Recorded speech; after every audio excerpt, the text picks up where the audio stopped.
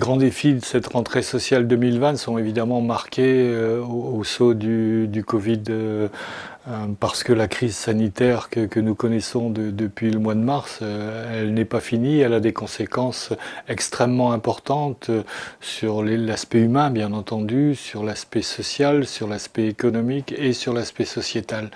Et donc, les populations que nous aidons, soutenons ou accompagnons ont évidemment été souvent en première ligne. Les personnes âgées, par évidence, les personnes handicapées qui ont eu des difficultés à avoir des établissements ouverts, des personnes qui les accompagnaient, les enfants, bien sûr, certains sont sortis de leur placement, d'autres au contraire ont connu des placements beaucoup plus resserrés parce que sans sortie. Tout notre secteur a été impacté, donc la rentrée 2020-2021, elle va être marquée des répercussions de cette crise et des modalités qu'on va avoir pour en sortir et pour adapter des nouvelles méthodes.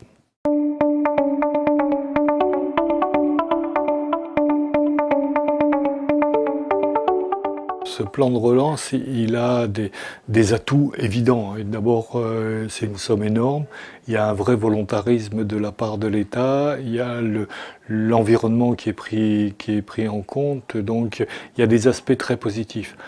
Par contre, il y a vraiment des grands trous dans la raquette. Quand vous pensez qu'il y a moins de 1 milliard sur les 100 qui va être dirigé vers les personnes les plus modestes, au moment même où on va avoir un accroissement de gens en grande difficulté.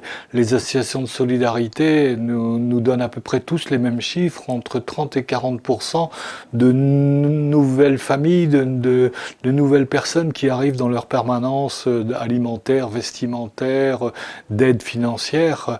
Et donc, repartir sur l'économie avec l'emploi, c'est une chose très importante, mais oublier les plus modestes, les plus défavorisés, parce qu'eux, ils ne pourront pas prendre ce train-là, c'est une erreur politique majeure.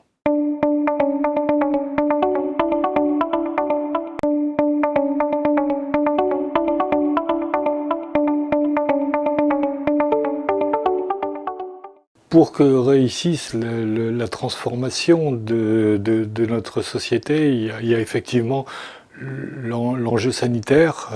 Avec le Ségur et les conséquences, on peut avoir quelques espérances, ne serait-ce que parce qu'il y a une pression populaire.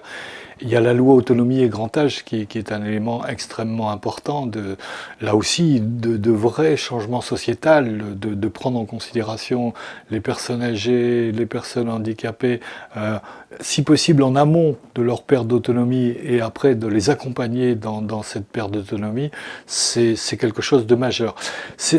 Donc tant mieux qu'il y ait cette loi, tant mieux, c'était une attente depuis 20 ans, une aspiration depuis 20 ans que l'UNIOPS revendiquait.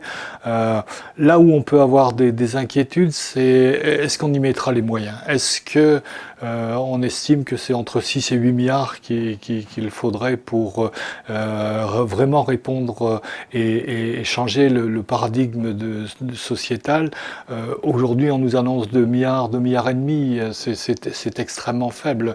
Donc, on est très partagé entre cet espoir considérable que couvre ce projet de loi et la réalité financière dont on n'est pas sûr qu'elle sera au rendez-vous.